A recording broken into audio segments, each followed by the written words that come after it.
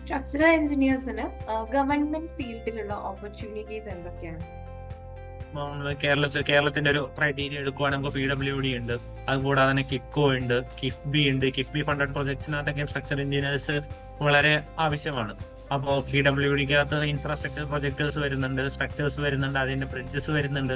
അതിന്റെ ഡിസൈനൊക്കെ ഒരു സ്ട്രക്ചറൽ എഞ്ചിനീയർ ആയിരിക്കും വെട്ടി ചെക്ക് ചെയ്യുന്നുണ്ടാവുക. അത് വെയിറ്റ് ചെയ്യേണ്ടത്. അപ്പൊ നമുക്ക് ഗവൺമെന്റ് ഫീൽഡിനകത്തും സ്ട്രക്ചർ എഞ്ചിനീയേഴ്സ് ആവശ്യമായിട്ടുള്ളതാണ്. അതേപോലെ തന്നെ കിക്കോ ഉണ്ട്, അവിടെ ഇഷ്ടംപോലെ പ്രൊജക്ട്സ് അവർ എക്സിക്യൂട്ട് ചെയ്യുന്നുണ്ട്.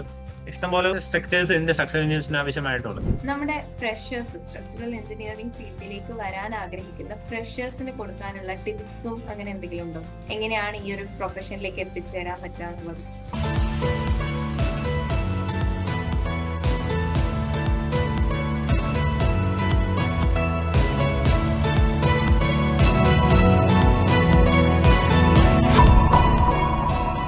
ഈ ഒരു പ്രൊജക്ട്സിലൊക്കെ വർക്ക് ചെയ്ത സമയത്ത് ഉണ്ടായ എന്തെങ്കിലുമൊക്കെ ഒരു മെമ്മറബിൾ എക്സ്പീരിയൻസ് ഷെയർ ചെയ്യാനുണ്ടോ? നമുക്ക് ഓരോ പ്രൊജക്റ്റും ഓരോ മെമ്മറീസ് ആണ് തരണ്ടാവുക.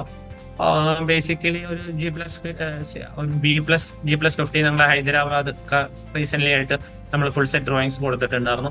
അതിനകത്തുള്ള മെമ്മറബിൾ മൊമെന്റ്സ് വളരെ ഫാസ്റ്റ് ആയിട്ട് നമുക്ക് ഡെലിവറി ചെയ്യാൻ പറ്റി. അതിനകത്ത് ക്ലയന്റും വളരെ ഹാപ്പി ആയിരുന്നു. പിന്നെ ഓരോ പ്രൊജക്റ്റിനും ഓരോ മെമ്മറീസ് ഉണ്ട്. ഒരു പ്രൊജക്റ്റിൽ വർക്ക് ചെയ്തതിനു ശേഷം അത് ഒരു കംപ്ലീറ്റ് ആയി കാണുമ്പോൾ ഫീൽ ചെയ്യുന്ന ഒരു ഇമ്പാക്ട് എന്താണ്? ഫസ്റ്റ്ലി ഞാൻ ചെയ്തത് എന്റെ നാട്ടിലുള്ള ഒരു മോസ്ക് തന്നെയാണ് ഫസ്റ്റ് ആയിട്ട് ഞാൻ ഡിസൈൻ ചെയ്തത് സ്ട്രക്ചറൽ എഞ്ചിനീയർ ആയിട്ട്. ഇപ്പോഴും അത് നിലനിൽക്കുന്നുണ്ട്. അപ്പൊ അവിടെ പോകുമ്പോൾ വളരെ സന്തോഷമുണ്ട്. ഓക്കെ, കൺസ്ട്രക്ഷൻ പ്രോസസ്സിലേക്ക് കടക്കുന്ന സമയത്ത് സ്ട്രക്ചറൽ എഞ്ചിനീയേഴ്സും കോൺട്രാക്ടേഴ്സും തമ്മിലുള്ള ഒരു റിലേഷൻ എന്താണ്? അതായത് ഫസ്റ്റ് നമുക്കൊരു പ്രൊജക്ട് സ്റ്റാർട്ട് ചെയ്യുന്ന ഒരു ആർക്കിടെക്ട്സ് കൂടിയായിരിക്കും. ആർക്കിടെക്ട്സ് വഴി നമ്മൾ സ്ട്രക്ചറൽ എഞ്ചിനീയറെ സമീപിച്ച് അതിന്റെ ഒരു ഡ്രോയിങ്സ് ഒക്കെ ആയതിനു ശേഷമായിരിക്കും ഒരു കോൺട്രാക്ടർ വരുന്നുണ്ടാവുക. അപ്പൊ കോൺട്രാക്ടർ ആയിരിക്കും സൈറ്റിൽ ആ ഒരു വർക്ക് എക്സിക്യൂട്ട് ചെയ്യേണ്ടാവുക. അപ്പൊ അങ്ങനെ വരുമ്പോൾ ഈ കോൺട്രാക്ടറും സ്ട്രക്ചറൽ എഞ്ചിനീയറും തമ്മിലുള്ള ഒരു ബോണ്ടിങ് അല്ലെങ്കിൽ ഒരു ഡിസ്കഷൻ വളരെ ഇമ്പോർട്ടന്റ് ആണ്. അതായത് ഇപ്പൊ ഒരു സൈറ്റിനകത്ത് ഇപ്പൊ പൈലടിച്ച് ചെയ്യുന്ന ഒരു ബിൽഡിംഗ് ആണെങ്കിൽ നമുക്കിപ്പോ പൈലിനകത്ത് ചെറിയൊരു ഷിഫ്റ്റ് വന്നിട്ടുണ്ടെങ്കിൽ അതൊരു ഇമ്മീഡിയറ്റ് ആയിട്ട് ഒരു സ്ട്രക്ചറൽ എഞ്ചിനീയറിനെ അറിയിച്ചിട്ട് അതിന് വേണ്ട നടപടികൾ സ്വീകരിച്ച് നമുക്ക് അതായത് ഈ പറഞ്ഞ സ്ട്രെങ്ത് സർവീസബിലിറ്റി ഒന്നും മാറ്റം വരാൻ ഒരു കുഴപ്പവും ഇല്ലാത്ത രീതിയിൽ ആ ഒരു ബിൽഡിംഗ് എക്സിക്യൂട്ട് ചെയ്യുന്നത് വളരെ ഇമ്പോർട്ടന്റ് ആണ്. അപ്പോൾ ഒരു കോൺട്രാക്ടറും സ്ട്രക്ചർ എഞ്ചിനീയറും വേണ്ട റിലേഷൻ, അതായത് ഒരു ഡേ ടു ഡേ കമ്മ്യൂണിക്കേഷൻ ഉണ്ടാവുന്നത് വളരെ നല്ലതാണ്. ആർക്കിടെക്ചറൽ എഞ്ചിനീയറിംഗ് പ്രൊജക്റ്റിലേക്ക് വരുന്ന സമയത്ത് കൊളാബറേഷൻ എത്രത്തോളം ഇമ്പോർട്ടന്റ് ആണ്?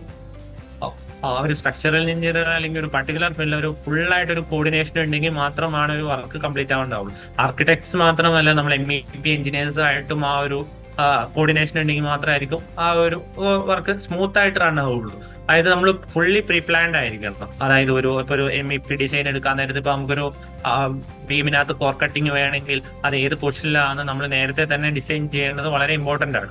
അപ്പം ആ ഒരു എസ്തെറ്റിക്സും കൂടി കണക്കിലെടുത്തിട്ട് വരുമ്പോൾ നമുക്ക് estimation, quality assurance, architects, mechanical, electrical, plumbing, MEP എല്ലാം കൂടിയുള്ള ഒരു കോർഡിനേഷൻ വളരെ ഇമ്പോർട്ടന്റ് ആണ്.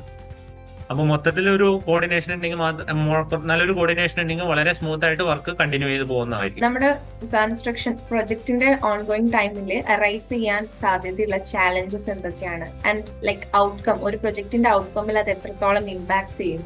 അത് പറയുമ്പോൾ നമുക്കിപ്പോ ഒരു സൈറ്റ് നമുക്കൊരു സ്ട്രക്ചർ എഞ്ചിനീയർ ഒരു ബിൽഡിംഗ് ഡിസൈൻ ചെയ്ത് കഴിയുമ്പോൾ ഒരു ഇനിഷ്യലി നമ്മളൊരു സോയിൽ ഇൻവെസ്റ്റിഗേഷൻ ചെയ്തിട്ട് ഒരു ജിയോ ടെക്നിക്കൽ എഞ്ചിനീയർ റിപ്പോർട്ട് തന്നിട്ടോ. അപ്പൊ ഇപ്പൊ ഒരു പൈലിങ്ങോ അല്ലെങ്കിൽ ഒരു ഐസൊലേറ്റഡ് ഫൂട്ടിങ്ങോ ആണെങ്കിൽ നമ്മൾ സൈറ്റിൽ എക്സ്കവേറ്റ് ചെയ്യാൻ നേരത്ത് ഈ പറഞ്ഞ സോയിലിന്റെ പ്രൊഫൈൽ ഇല്ലെങ്കിൽ നമുക്ക് ആ സോയിൽ കൺസൾട്ടന്റ് തന്ന അല്ലെങ്കിൽ ജിയോ ടെക്നിക്കൽ എഞ്ചിനീയർ തന്ന ആ ഒരു SBC അച്ചീവ് ചെയ്യണമെന്നുണ്ടാവില്ല. അപ്പൊ അങ്ങനെ വരുമ്പോൾ ഇമ്മീഡിയറ്റ് ആയിട്ട് ഇപ്പൊ നമ്മളൊരു ഐസൊലേറ്റഡ് ഫൂട്ടിങ് സജസ്റ്റ് ചെയ്യുന്നവിടത്തേക്ക് ഒരു പൈൽ ഫൗണ്ടേഷൻ വരുവാണെങ്കിൽ കോസ്റ്റ് വളരെ മാറ്റം വരും. അതേപോലെ തന്നെ ഇപ്പൊ ഒരു റീറ്റെയിലിംഗ് വാൾ വേണ്ട പ്രൊജക്ടിനകത്താണ് നമ്മൾ പ്രതീക്ഷിച്ചതിനേക്കാളും വളരെ വീക്ക് സോയിൽ ആണെങ്കിൽ നമ്മുടെ ഡിസൈനിനകത്തും വ്യത്യാസം വരും. അങ്ങനെ വരുമ്പോൾ മെമ്പർ സൈസ് കൂടും. അങ്ങനെ വരുമ്പോൾ പ്രൊജക്ടിന്റെ ഓവറോൾ കോസ്റ്റ് കൂടും. അതായത് ടൈം വ്യത്യാസം വരും. നമ്മൾ എസ്റ്റിമേറ്റഡ് ടൈം ഉണ്ടെങ്കിൽ ആ ടൈമിന്റെ കൂടുതൽ വരും. അതൊക്കെയാണ് ഒരു പ്രൊജക്ടിനകത്ത് ഒരു കൺസേൺ ആയിട്ട് വരാറുള്ളത്. പിന്നെ നമുക്ക് പൈൽ ഷിഫ്റ്റ്, അതായത് ഇപ്പൊ ഒരു പൈൽ അടിച്ചപ്പോൾ ഒരു 5 സെന്റിമീറ്റർ അല്ലെങ്കിൽ 10 സെന്റിമീറ്റർ മാറിപ്പോയിട്ടുണ്ടെങ്കിൽ അതൊരു സ്ട്രക്ചർ എഞ്ചിനീയറെ അറിയിച്ചിട്ട് അതൊന്ന് സോൾവ് ചെയ്തെടുക്കുന്നത് നല്ല കാര്യമായിരിക്കും. അതേപോലെ തന്നെ ഇപ്പൊ MEP ഡിസൈനിനകത്ത് എന്തെങ്കിലും വരുന്നുണ്ടെങ്കിൽ അതുകൂടാതെ ഇപ്പൊ അഡീഷണൽ ആയിട്ട് എന്തെങ്കിലും ലോഡ്സ് അല്ലെങ്കിൽ നമുക്ക് വേണ്ട ഒരു വാട്ടർ ടാങ്കോ അഡീഷണൽ ആയിട്ട് എന്തെങ്കിലും വേണമെങ്കിൽ അത് പറഞ്ഞു കഴിഞ്ഞാൽ നമ്മുടെ ഡിസൈൻ ചെയ്തേക്കുന്ന എലമെന്റ്സിന്റെ സൈസ് കൂടാൻ സാധ്യതയുണ്ട്. അതുമൂലം പ്രൊജക്ട് എക്സ്റ്റെൻഡ് ചെയ്യാനും കോസ്റ്റ് കൂടാനും ഒക്കെ ഉള്ള സാധ്യത വളരെ കൂടുതലായിരിക്കും. ബിൽഡ് പ്രോസസ്സ് നടക്കുന്ന സമയത്ത് തന്നെ ഏറ്റവും കൂടുതൽ സ്ട്രെസ്ഫുൾ ആയിട്ട് തോന്നുന്ന ഒരു ടൈം ഏതാണ്? നമ്മൾ വളരെ ലോങ്ങർ ആയിട്ടുള്ള സ്പാനൊക്കെ ഡിസൈൻ ചെയ്യാൻ നേരത്ത് ബിൽഡ് പ്രോസസ്സിനകത്ത് വരാൻ നമുക്ക് ക്രോസ് ചെക്ക് നമ്മൾ സൈറ്റ് വിസിറ്റിന് പോകും. അപ്പൊ നമ്മൾ കൊടുത്തേക്കുന്ന ഡിസൈൻ അനുസരിച്ചാണോ അത് ചെയ്തിട്ടുള്ളതെന്നൊക്കെ നോക്കണം. അപ്പൊ ആ ഒരു ടൈം വളരെ ഇമ്പോർട്ടന്റ് ആണ്. നമ്മൾ കൊടുത്ത സാധനം തന്നെയാണോ നമുക്ക് ക്രോസ് വെരിഫൈ ചെയ്യല്. ഒരു ബിൽഡ് പ്രോസസ്സിനകത്ത് വരുമ്പോൾ ഈ ലോങ്ങർ സ്പാൻ ഒക്കെ വരുമ്പോഴാണ് നമുക്ക് മെയിൻ ആയിട്ട് ഒരു സ്ട്രെസ് ആയിട്ട് ഫീൽ ചെയ്യുക, അതായത് എക്സിക്യൂഷൻ ടൈമിനകത്ത്. കോൺട്രാക്ടേഴ്സ് ഡിസൈനറുമായിട്ട് കൺസൾട്ട് ചെയ്യുന്നത് ഒരു പ്രൊജക്ടിന്റെ കേസിൽ എത്രത്തോളം ഇമ്പോർട്ടന്റ് ആണ്? അത് കോൺട്രാക്ടേഴ്സും സ്ട്രക്ചറൽ എഞ്ചിനീയേഴ്സും നമ്മൾ കൺസൾട്ട് ചെയ്യേണ്ടത് വളരെ ഇമ്പോർട്ടന്റ് ആണ്. അപ്പോൾ ഒരു പ്രൊജക്ട് ഫാസ്റ്റ് ആയിട്ട് റൺ ചെയ്ത് പോകുന്നെങ്കിൽ ഒരു കോൺട്രാക്ടറുടെ കയ്യിലുള്ള ഫോം വർക്കിന്റെ സൈസ് നോക്കിയിട്ട് ഒരു സ്ട്രക്ചറൽ എഞ്ചിനീയർ ബീം സൈസ് ഒക്കെ ചെയ്ത് കഴിഞ്ഞാൽ ആ കോൺട്രാക്ടർക്കും വളരെ ഈസി ആയിട്ട് വർക്ക് ചെയ്ത് പോവാം. അപ്പൊ പിന്നെ എന്തെങ്കിലും സൈറ്റിനകത്ത് എന്തെങ്കിലും മാറ്റം വരികയോ അല്ലെങ്കിൽ എന്തെങ്കിലും ഒരു ഷിഫ്റ്റുകളോ അല്ലെങ്കിൽ ഒരു സ്ലാബിന്റെ സൈസിനകത്തോ എന്തെങ്കിലുമൊക്കെ മാറ്റം വരുന്നുണ്ടെങ്കിൽ അത് contractor structural engineer through majority കേസസിൽ ആർക്കിടെക്ട്സ് ആയിരിക്കും PMC ആയിട്ട് നിൽക്കണ്ടാവും. അപ്പൊ അവർ ത്രൂ സ്ട്രക്ചറൽ എഞ്ചിനീയേഴ്സ് അതൊന്ന് ആ ഒരു പോയിന്റ് ഓഫ് ടൈമിൽ തന്നെ സോൾവ് ചെയ്ത് പോകുന്നത് വളരെ നല്ലതായിരിക്കും. വർക്ക് നടക്കുന്ന സമയത്ത് തന്നെ കോൺട്രാക്ടേഴ്സിന്റെ ഭാഗത്ത് തന്നെ എന്തെങ്കിലും അർജന്റ് ആയിട്ടുള്ള റിക്വസ്റ്റ് ഉണ്ടായാൽ അത് എങ്ങനെയാണ് ഒരു സ്ട്രക്ചറൽ എഞ്ചിനീയർ ഡീൽ ചെയ്യുന്നത്? ഒരു എക്സിക്യൂഷൻ നടക്കുന്ന പ്രൊജക്ട് ആണെന്നുള്ള കാര്യം ഒരു സ്ട്രക്ചറൽ എഞ്ചിനീയർ മനസ്സിൽ എപ്പോഴും ഉണ്ടാവും. അപ്പൊ ആ ഒരു വർക്ക് സ്റ്റോപ്പ് ആവാതെ നമ്മൾ മറ്റു വർക്കുകൾ നമുക്ക് ഉണ്ടെങ്കിലും അതിനനുസരിച്ച് ആ ഒരു ടൈം സ്ലോട്ടിനകത്ത് നമ്മളൊരു ഒപ്പീനിയൻ കൊടുക്കുന്നത് വളരെ നല്ലതായിരിക്കും. എങ്കിൽ മാത്രമായിരിക്കും ആ ഒരു പ്രൊജക്ട് നമ്മളൊരു തീരുമാനിച്ച ടൈമിനകത്തും തീരുമാനിച്ച ഒരു കോസ്റ്റിനകത്തും നിർത്തി ആ പ്രൊജക്ട് കംപ്ലീറ്റ് ചെയ്യാൻ പറ്റുന്നുണ്ടാവും. ഓക്കെ, നമുക്കിപ്പോ ഒരേ ടൈമിൽ തന്നെ മൾട്ടിപ്പിൾ പ്രൊജക്ട്സിൽ വർക്ക് ചെയ്യാനുണ്ടാവും. അപ്പൊ ആ ഒരു ടൈമിൽ ഫേസ് ചെയ്യുന്ന ചാലഞ്ചസ് എന്തൊക്കെയാണ്? മൾട്ടിപ്പിൾ പ്രൊജക്ട്സിനകത്ത് വർക്ക് ചെയ്യാൻ നേരത്ത് ഉണ്ടാവുന്ന ഫേസസ് എന്താണെന്ന് വെച്ചാൽ പ്രൊജക്ടുകൾ തമ്മിൽ അങ്ങോട്ടും ഇങ്ങോട്ടും മാറിപ്പോവുക തുടങ്ങിയ ബേസിക് ആയിട്ടുള്ള കാര്യങ്ങളാണ്. പിന്നെ നമുക്ക് മെയിൻ ആയിട്ട് നമ്മളെല്ലാം ഒരു എഞ്ചിനീയറിന്റെ ഒരു ഡ്രോയിങ് ആണ് ഒരു എഞ്ചിനീയറിന്റെ ബൈബിളായിട്ട് എടുക്കുക. ആ ഒരു ഡ്രോയിങ്ങിനകത്തുള്ള കാര്യങ്ങൾ അവിടെ സൈറ്റിൽ ഉണ്ടോ എന്നുള്ള കാര്യങ്ങൾ നോക്കേണ്ട വളരെ ഇമ്പോർട്ടന്റ് ആണ്. അപ്പൊ മൾട്ടിപ്പിൾ പ്രൊജക്ടിനകത്ത് വരാൻ നേരത്ത് ഇതിന്റെ അനാലിസിസും ഡിസൈൻ തിയറിയൊക്കെ സെയിം ആയിരിക്കും. അപ്പൊ അത് നമ്മുടെ മനസ്സിൽ വെച്ചിട്ട് വേണം പല പ്രൊജക്ട്സിനകത്ത് നമ്മൾ പോയി നോക്കുന്നത്. ബേസിക്കലി ഇപ്പൊ ഒരു ഇൻസ്പെക്ഷന് പോവുകയാണെങ്കിൽ അല്ലെങ്കിൽ നമ്മൾ ആ പ്രൊജക്ട് ഒന്ന് റിവൈസ് ചെയ്ത് നോക്കുന്നത് നമ്മൾ കൊടുത്തേക്കുന്ന കൺസേൺ നമ്മൾ കൊടുത്തേക്കുന്ന ലോഡിംഗ് കണ്ടീഷനൊക്കെ അതനുസരിച്ചാണോ അത് ഡെവലപ്പ് ചെയ്ത് വന്നേക്കുന്നത് എന്ന് നോക്കുന്നത് വളരെ നല്ലതായിരിക്കും. ഓക്കെ, ഒരു എഞ്ചിനീയറിനെ സംബന്ധിച്ചിടത്തോളം ഒരു ഓഫീസിൽ ഇരുന്നിട്ട് വർക്ക് ചെയ്യുന്നതാണോ അല്ല ഫ്രണ്ട് ലൈനിൽ അല്ലെങ്കിൽ സൈറ്റിൽ പോയിട്ട് അത് നേരിട്ട് ഡീൽ ചെയ്യുന്നതാണോ കുറച്ചും കൂടി എഫിഷ്യന്റ് ആയിട്ടിരിക്കുക? ഇത് ഞാൻ പറയാം, ഇപ്പൊ ഒരു സിവിൽ എഞ്ചിനീയറിംഗ് പ്രൊഫഷൻ എന്ന് പറയുമ്പോൾ സ്ട്രക്ചറൽ എഞ്ചിനീയറിംഗ് മെജോറിറ്റി ആയിട്ട് ഓഫീസിലാണെങ്കിലും അതിന്റെ എക്സിക്യൂഷൻ നടത്തുന്നത് ഒരു സിവിൽ എഞ്ചിനീയർ ആണ്. അപ്പോ ആ എക്സിക്യൂഷൻ നടക്കുന്നത് എപ്പോഴും സൈറ്റിലുള്ളതാണ് നല്ലത്. ആ സൈറ്റിലുള്ള ആൾക്ക് ഈ ഡിസൈൻ അത്രത്തോളം അറിവുണ്ടാവില്ല. പക്ഷെ ഒരു സ്ട്രക്ചർ എഞ്ചിനീയർ ആൾ എപ്പോഴും ഓഫീസിൽ അല്ലെങ്കിൽ ഒരു ടേബിളിനകത്ത് വരുന്ന നമ്മളൊരു CAD ഡ്രോയിങ് ആക്കിയതായിരിക്കും ആ സൈറ്റിൽ എക്സിക്യൂഷൻ ചെയ്യുന്നത്. അപ്പൊ രണ്ടിനും അതിൻ്റെതായ ഇമ്പോർട്ടൻസ് ഉണ്ട്. അത് ഓരോരുത്തരുടെ പാഷൻ അനുസരിച്ചിരിക്കും. ഇപ്പൊ എക്സിക്യൂഷൻ പാഷനുള്ളവരുണ്ടാവും, ഡിസൈൻ പാഷനുള്ളവരുണ്ടായിരിക്കും. അപ്പോൾ എക്സിക്യൂഷൻ പാഷനുള്ളവർ മേജർലി സിവിൽ എഞ്ചിനീയറിംഗ് എടുത്തിട്ട് ആ ഒരു കോൺട്രാക്ടിങ് സൂപ്പർവൈസിംഗ് എന്ന് പറഞ്ഞ ഫീൽഡിലേക്ക് മാറും. മറ്റേത് ഡിസൈൻ താല്പര്യമുള്ള ആൾ ഒരു ഓഫീസ് സ്പേസിനകത്ത് ഇരുന്ന് വർക്ക് ചെയ്ത് അതിന്റെ ഡ്രോയിങ്സ് പ്രിപ്പയർ ചെയ്ത് കൊടുക്കലായിരിക്കും ചെയ്യേണ്ടാവും. ഓക്കെ, നമ്മൾ നേരത്തെ പറഞ്ഞ പോലെ ഒരു അർജന്റ് സിറ്റുവേഷൻ അല്ലെങ്കിൽ ഒരു എമർജൻസി സിറ്റുവേഷൻ വരുന്ന സമയത്ത് അത് ഡീൽ ചെയ്യുമ്പോൾ ശ്രദ്ധിക്കേണ്ട ഫാക്ടേഴ്സ് എന്തൊക്കെയാണ്? നമ്മൾ അഡീഷണൽ ആയിട്ട് ഒരു സൈറ്റിനകത്ത് നമ്മൾ ഓൾറെഡി പ്രിപ്പയർ ചെയ്തിട്ട് എത്ര ലോഡ്സ് വരുന്നൊക്കെയും അസ്യൂം ചെയ്തിട്ടായിരിക്കും നമ്മൾ, അല്ലെങ്കിൽ അസ്യൂം ചെയ്യലല്ല, നമ്മൾ കറക്റ്റ് ആയിട്ട് അറിഞ്ഞിട്ടുണ്ടാവും. അല്ലെങ്കിൽ ആ ഒരു കോഡൽ പ്രൊഫഷൻ അനുസരിച്ച് ഇതിനകത്ത് വരുന്ന ലോഡുകൾ എത്രയാണെന്ന് നമ്മൾ ഇനിഷ്യലി ഒരു മീറ്റിംഗ്സിനകത്തൊക്കെ വെച്ച് ഡിസ്കസ് ചെയ്തിട്ടായിരിക്കും നമ്മൾ ആ ഡ്രോയിങ് കൊടുക്കണ്ടാവും. അപ്പോൾ നമുക്ക് അങ്ങനെ ഒരു കണ്ടീഷൻ അർജന്റ് കണ്ടീഷൻ വരേണ്ടത് ഉണ്ടാവില്ല. ഡിസൈൻ വൈസിൽ അർജന്റ് കണ്ടീഷൻ വരുവാണെങ്കിൽ നമ്മൾ ടൈം എടുത്ത് അതൊന്ന് ചെക്ക് ചെയ്തിട്ട് കൊടുക്കുന്നത് വളരെ ഇമ്പോർട്ടന്റ് ആണ്. നമ്മളുടെ ഡിസൈനിൽ നിന്ന് എന്തൊക്കെ വ്യത്യാസം, അതായത് അഡീഷണൽ ലോഡ്സോ അല്ല അഡീഷണൽ സ്റ്റോറിയോ അങ്ങനെ എന്തെങ്കിലും വരുവാണെങ്കിൽ അത് കറക്റ്റ് ആയിട്ട് ഡിസൈൻ ചെയ്യേണ്ടത് നല്ലതായിരിക്കും. ഇപ്പൊ എന്തെങ്കിലും ഒരു അർജന്റ് സിറ്റുവേഷൻ പോലെ അഡീഷണൽ ലോഡിങ്ങോ അല്ലെങ്കിൽ അഡീഷണൽ ഫ്ലോറോ വരുവാണെങ്കിൽ മൊത്തത്തിൽ പ്രൊജക്ടിന്റെ കോസ്റ്റ് മാറും. പ്ലാനിങ് ആൻഡ് എക്സിക്യൂഷൻ ഫേസിൽ ജോബിൽ എന്തെങ്കിലും ഡിലേയോ കാര്യങ്ങളോ വന്നാൽ അത് സ്ട്രക്ചറൽ എഞ്ചിനീയർക്ക് എത്രത്തോളം എഫക്ട് ചെയ്യും? എപ്പോഴും ഒരു ഫ്രീസ്റ്റ് പ്ലാനിനകത്ത് വർക്ക് ചെയ്യാനായിരിക്കും ഒരു സ്ട്രക്ചറൽ എഞ്ചിനീയർക്ക് ഏറ്റവും കൂടുതൽ ഇൻട്രസ്റ്റ് ഉള്ളത്. കാരണം നമ്മൾ ഡിസൈൻ സ്റ്റേജിനകത്ത് നമ്മൾ കോളംപോസ്റ്റിനൊക്കെ ഫൈനലൈസ് ചെയ്തിട്ട് പിന്നെ ഒരു ചേഞ്ച് വന്നു കഴിഞ്ഞാൽ കോസ്റ്റും ടൈമും ഒക്കെ വളരെ വ്യത്യാസം വരും. അപ്പോൾ എപ്പോഴും ഒരു ഫ്രീസ്റ്റ് പ്ലാൻ ഉണ്ടാവുന്നത് വളരെ നല്ലതാണ്. ഇൻ കേസ് ചേഞ്ചസ് വരുന്ന സാഹചര്യത്തിൽ അതിനനുസരിച്ച് എന്തൊക്കെയാണ് വരുന്നതെന്ന് നോക്കിയിട്ട് അതിനനുസരിച്ച് ഡിസൈൻ ചെയ്യലാണ് നല്ലത്. Quick അപ്പൊ നമുക്ക് ans- പ്ലാനിങ്ങിനകത്ത് ബിഫോർ പ്ലാനിങ്ങിനകത്ത് വരുമ്പോൾ ആ പ്ലാൻ ഫ്രീസ് ചെയ്തിട്ടുണ്ടെങ്കിൽ ഒരു ഫ്രീസ്ഡ് പ്ലാൻ ആണെങ്കിൽ എക്സിക്യൂഷന് വളരെ ഈസി ആയിരിക്കും. അതായത് നമ്മളിപ്പോ എക്സിക്യൂഷൻ ചെയ്യുന്ന സമയത്ത് പ്ലാനിനകത്ത് ചേഞ്ചസ് വരുവാണെങ്കിൽ അതിനനുസരിച്ചുള്ള ബുദ്ധിമുട്ട് എക്സിക്യൂഷൻ സമയത്തും ഉണ്ടാവും. ഒരു ഡിലേയോ കോസ്റ്റ് വൈസോ ഒക്കെ വ്യത്യാസം വരും. അപ്പൊ എപ്പോഴും ഒരു ഫ്രീസ്ഡ് പ്ലാൻ കിട്ടുന്നതായിരിക്കും നല്ലത്. ഒരു ഫ്രീസ്ഡ് പ്ലാൻ ഉണ്ടെങ്കിൽ എക്സിക്യൂഷൻ ഈസിയർ ആയിരിക്കും. എന്തെങ്കിലും ഒരു ക്വിക്ക് ആൻസർ നീഡഡ് ആയിട്ടുള്ള സിറ്റുവേഷനിൽ വരുമ്പോൾ അതെങ്ങനെയാണ് ഹാൻഡിൽ ചെയ്യുന്നത്? ബേസിക്കലി ഒരു സ്ട്രക്ചർ എഞ്ചിനീയറിനകത്ത് ഒരു ക്വിക്ക് ആൻസർ എന്ന് പറയുന്നത് എക്സ്പീരിയൻസ് ബേസ് ചെയ്ത് മാത്രം കൊടുക്കാവുന്ന ഒരു ഇതാണ് ഒരു ക്വിക്ക് ആൻസർ എന്നുള്ളത്. അപ്പോൾ ആ ഒരു എക്സ്പീരിയൻസിന്റെ അടിസ്ഥാനത്തിലായിരിക്കും ഒരു സൈറ്റിലെ ഒരു കണ്ടീഷൻ അനുസരിച്ച് നമ്മൾ ഒരു സൊല്യൂഷൻ കൊടുക്കേണ്ടാവും. സ്ട്രക്ചർ എഞ്ചിനീയറിംഗ് ബേസിക്കലി ഒരു പ്രോബ്ലം സോൾവിങ് സ്കില്ലും കൂടെ വേണ്ട ഒരു ഫീൽഡാണ്. അപ്പോൾ നമുക്ക് ആ ഒരു ക്വിക്ക് ക്വസ്റ്റ്യൻ വന്നു കഴിഞ്ഞാൽ ഈ ഒരു പ്രോബ്ലം സോൾവിങ്ങും നമ്മുടെ എക്സ്പീരിയൻസും ബേസ് ചെയ്തിട്ട് ആ ലോഡ് എസ്റ്റിമേഷൻ ഒക്കെ നമുക്കൊന്ന് കണക്കിലെടുത്തിട്ട് വേണം ഒരു ആൻസർ കൊടുക്കാനായിട്ട്. ഫീൽഡ് എക്സ്പീരിയൻസ് എത്രത്തോളം ഇമ്പോർട്ടന്റ് ആണ് സ്ട്രക്ചറൽ എഞ്ചിനീയറിംഗിൽ? ഒരു സ്ട്രക്ചറൽ എഞ്ചിനീയർ പ്രൊഫഷൻ എന്ന് പറയുമ്പോൾ ഫീൽഡ് എക്സ്പീരിയൻസ് വളരെ ഇമ്പോർട്ടന്റ് ആണ്. നമുക്ക് ഫീൽഡിൽ എങ്ങനെയാണ് ആ ഒരു എക്സിക്യൂഷൻ നടക്കണേ എന്ന് അറിഞ്ഞാൽ മാത്രമാണ് നമുക്കൊരു സ്ട്രക്ചർ എഞ്ചിനീയർക്ക് ഡിസൈൻ കൊടുക്കാൻ പറ്റുക. അതേപോലെ തന്നെ ഒരു ഫ്രഷറിന്റെ അടുത്ത് എടുക്കാൻ നേരത്ത് നമുക്ക് ഇഷ്ടംപോലെ സോഫ്റ്റ്വെയർസ് ഉണ്ട് ഇത് വർക്ക് ചെയ്യാനായിട്ട്. ഈ ടാബ്സ്, സ്റ്റാഡ്, അങ്ങനെ പല പല സോഫ്റ്റ്വെയർസ് ഉണ്ട്. ഈ സോഫ്റ്റ്വെയർസ് എല്ലാം ഒരു ബ്ലാക്ക് ബോക്സ് ആണ്. വാട്ട് എവർ വി ഗീവ്, നമ്മൾ എന്ത് കൊടുത്തു കഴിഞ്ഞാലും ഒരു ഔട്ട്പുട്ട് നമുക്ക് ലഭിക്കും. പക്ഷെ ആ ഔട്ട്പുട്ട് കിട്ടുന്നത് നമ്മുടെ ഇൻപുട്ടിനനുസരിച്ച് എന്നാണെന്ന് വെരിഫൈ ചെയ്യുന്നത് ഒരു സ്ട്രക്ചർ എഞ്ചിനീയർ വളരെ ഇമ്പോർട്ടന്റ് ആയിട്ടുള്ള ഒരു കാര്യമാണ്. പ്രൊജക്ട് എഫിഷ്യൻസിയിലേക്ക് വരുമ്പോൾ കമ്മ്യൂണിക്കേഷൻ എത്രത്തോളം റോള് ഉണ്ട്? Definitely communication plays an important role എന്ന് പറയുമ്പോൾ നമുക്ക് ഒരു കോർഡിനേഷൻ വളരെ ഇമ്പോർട്ടന്റ് ആണ്. അതായത് architects, project management consultants, MEP. അപ്പോൾ ഈ ഒരു കോർഡിനേഷൻ ഇല്ലാതെ ആ ഒരു പ്രൊജക്ട് വളരെ സ്മൂത്ത് ആയിട്ട് റൺ ചെയ്യൽ ഭയങ്കര പാടായിരിക്കും. അപ്പോൾ ഇതൊരു ഡെയിലി റിവ്യൂ മീറ്റിംഗ് ഒക്കെ വെച്ച ഒരു PMC തലത്തിൽ റിവ്യൂ മീറ്റിംഗ് ഒക്കെ നടത്തി എന്തെങ്കിലും സൈറ്റിനകത്ത് എന്തെങ്കിലും ഇഷ്യൂസ് അല്ലെങ്കിൽ എക്സിക്യൂഷന്റെ സമയത്ത് എന്തെങ്കിലും ബുദ്ധിമുട്ടുണ്ടെങ്കിൽ ഒരു കമ്മ്യൂണിക്കേഷൻ നടത്തി അല്ലെങ്കിൽ ഒരു കോർഡിനേഷൻ നടത്തി ആ ഒരു പ്രൊജക്ട് വരുന്നതാണ് ഒരു പ്രൊജക്ടിന്റെ എക്സിക്യൂഷന് ഏറ്റവും നല്ലത്. നമ്മൾ പ്ലാൻ ചെയ്ത രീതിയിൽ ടൈമിലും കോസ്റ്റിലൊക്കെ കംപ്ലീറ്റ് ചെയ്യണമെങ്കിൽ എപ്പോഴും ഒരു കോർഡിനേഷൻ ഉള്ളത് വളരെ നല്ലതാണ്. ഓക്കെ, കോൺട്രാക്ടേഴ്സിന്റെ ഭാഗത്തു നിന്ന് റിക്വസ്റ്റ് വരുന്ന സമയത്ത് യങ് എഞ്ചിനീയേഴ്സ് അല്ലെങ്കിൽ ഫ്രഷേഴ്സിന് സംഭവിക്കുന്ന കോമൺ മിസ്റ്റേക്സ് എന്തൊക്കെയാണ്?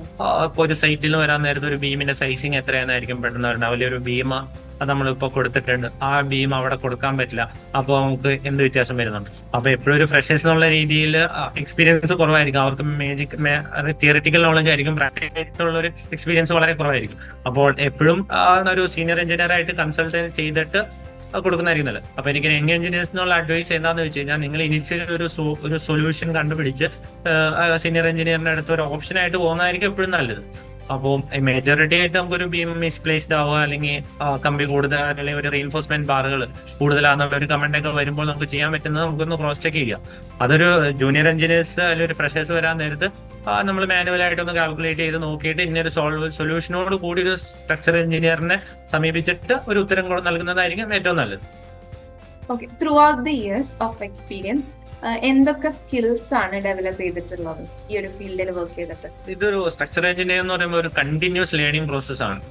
ഡെഫിനറ്റ്ലി കോഡ് പ്രൊഫഷൻ, അതായത് ഒരു രാജ്യത്തിന്റെ അല്ലെങ്കിൽ ഒരു കൺട്രിയുടെ റിസർച്ച് ആൻഡ് ഡെവലപ്മെന്റ് അനുസരിച്ച് കോഡൽ പ്രൊഫഷൻസിന് മാറ്റം വരും. അപ്പൊ ഇതൊരു കണ്ടിന്യൂസ് ലേണിംഗ് പ്രോസസ് ആയിട്ടാണ് ഞാൻ കണക്കിലാക്കിയെടുക്കുന്നത്. അപ്പൊ ഡെയിലി ഒരു ഹാഫ് ആൻ അവർ ഈ സ്ട്രക്ചർ എഞ്ചിനീയറിംഗിന് വേണ്ടി നമ്മൾ ഇൻപുട്ട് ഇടുവാണെങ്കിൽ വളരെ നല്ല റിസൾട്ട് നമുക്ക് അച്ചീവ് ചെയ്യാൻ പറ്റും. ഇപ്പോ ഒരു സ്ട്രക്ചർ എഞ്ചിനീയർ എന്നുള്ള ആള് ഇപ്പൊ ഒരു RCC സ്ട്രക്ചർ മാത്രം ഡിസൈൻ ചെയ്യാതെ അവർ എഫേർട്ട് ഇട്ടിട്ട് ഒരു സ്റ്റീൽ സ്ട്രക്ചറൽ ഡിസൈനിലേക്ക് കൂടെ മാറുവാണെങ്കിൽ വളരെ നല്ലതായിരിക്കും. അവർ കരിയർ വൈസും നല്ല അച്ചീവ് ചെയ്യാൻ പറ്റും. അപ്പോൾ എപ്പോഴും ഒരു കണ്ടിന്യൂസ് ലേണിംഗ് പ്രോസസ് ആണ് സ്ട്രക്ചറൽ എഞ്ചിനീയറിംഗ് എന്ന് പറയുന്നത്. കോൺട്രാക്ടേഴ്സിന് സ്ട്രക്ചറൽ എഞ്ചിനീയേഴ്സിനോട് കമ്മ്യൂണിക്കേറ്റ് ചെയ്യാൻ എന്തെങ്കിലും ഒരു ട്രബിൾ ഉള്ള പോലെ സംഭവിക്കാൻ സാധ്യത ഉണ്ടോ? ലൈക്ക് എന്തുകൊണ്ടായിരിക്കും അവര് കമ്മ്യൂണിക്കേഷൻ ഹെസിറ്റേറ്റ് ചെയ്യുന്നത്? കമ്മ്യൂണിക്കേഷൻ എസ്റ്റേറ്റ് ചെയ്യുന്നത് മെയിൻലി കോൺട്രാക്ടേഴ്സ് ആയിരിക്കും ഇതിനകത്ത് വർക്ക് എക്സിക്യൂട്ട് ചെയ്യണ്ടാവും. അപ്പോൾ എന്തെങ്കിലും ഒരു ഇഷ്യൂ വന്നു കഴിഞ്ഞാൽ അഡീഷണൽ ആയിട്ട് എടുക്കേണ്ട മെഷേഴ്സ് കൺസിഡർ ചെയ്യാൻ നേരത്ത് കോസ്റ്റ് കൂടുകയോ ഇല്ലയോ എന്നുള്ള കാര്യങ്ങൾ വരും. അത് കൂടാതെ അതായിരിക്കും മെയിൻ ആയിട്ട് ഉണ്ടാവേണ്ട കാര്യങ്ങൾ. പിന്നെ അങ്ങനെ പ്രത്യേകിച്ച് അവർക്ക് കമ്മ്യൂണിക്കേഷനകത്ത് ഒരു ലാഗ് വരേണ്ട ആവശ്യമില്ല. സൈറ്റിൽ ഇപ്പോൾ ഒരു ഇഷ്യൂ ഉണ്ടാവുമ്പോൾ അതിന് വേണ്ടിയിട്ട് എന്തെങ്കിലും ഒരു സൊല്യൂഷൻ കൺസിഡർ ചെയ്യുമ്പോൾ ഒരു എഞ്ചിനീയറിനെ കോൺടാക്ട് ചെയ്യാണ്ടാണ് അങ്ങനെ ഒരു സൊല്യൂഷൻ എടുക്കുന്നെങ്കിൽ അതുകൊണ്ട് ഉണ്ടാവുന്ന കോൺസിക്വൻസസ് എന്തൊക്കെയാണ്? ഇപ്പൊ നമ്മളൊരു പ്രൊജക്ട് എക്സിക്യൂഷൻ നടക്കുമ്പോൾ അതിന്റെ ഒരു ബുദ്ധിമുട്ട് വന്നു കഴിഞ്ഞാൽ അതൊരു സ്ട്രക്ചർ എഞ്ചിനീയറിനെ കൺസൾട്ട് ചെയ്യാണ്ടിരിക്കുവാണെങ്കിൽ 3 കാര്യങ്ങൾ ഉണ്ടാവും. ഒന്നല്ലേ അണ്ടർ ഡിസൈൻ ആവാം, ഓവർ ഡിസൈൻ ആവാം, അല്ലെങ്കിൽ കറക്റ്റ്ലി ഡിസൈൻഡ് ആവാം.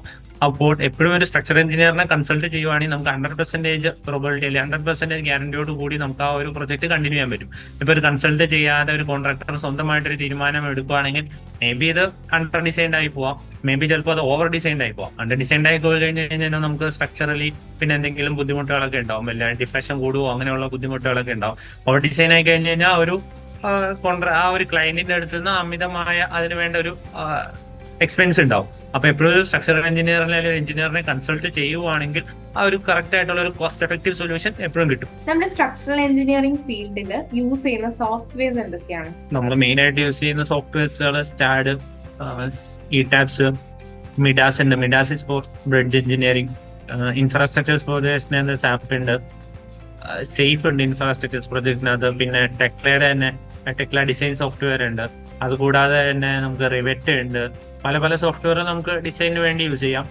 ഡിസൈൻ മാത്രമല്ല ഒരു സ്ട്രക്ചർ എഞ്ചിനീയർ ഫോക്കസ് ചെയ്യേണ്ട ഒരു ഡ്രാഫ്റ്റിങ്ങും, അതായത് ആ ഒരു 2D ഡ്രോയിങ് ആയിട്ടായിരിക്കും സൈറ്റിൽ എപ്പോഴും ആ ഒരു എക്സിക്യൂഷൻ ഫേസിൽ ഡ്രോയിങ്സ് ലഭിക്കുന്നത്. അപ്പം അതിന് വേണ്ടിയുള്ള സോഫ്റ്റ്വെയർ മെയിൻ ആയിട്ട് ഓട്ടോകാഡ് ആണ് യൂസ് ചെയ്യുക. അതുപോലെ തന്നെ ടെക്ലയുടെ ഉണ്ട് സ്റ്റീൽ ഡീറ്റെയിലിങ്ങിന് വേണ്ടി. ഫാബ്രിക്കേഷൻ ഡ്രോയിങ്, എറക്ഷൻ ഡ്രോയിങ് ഒക്കെ ചെയ്യാൻ വേണ്ടി നല്ലൊരു സോഫ്റ്റ്വെയർ ആണ് TDS.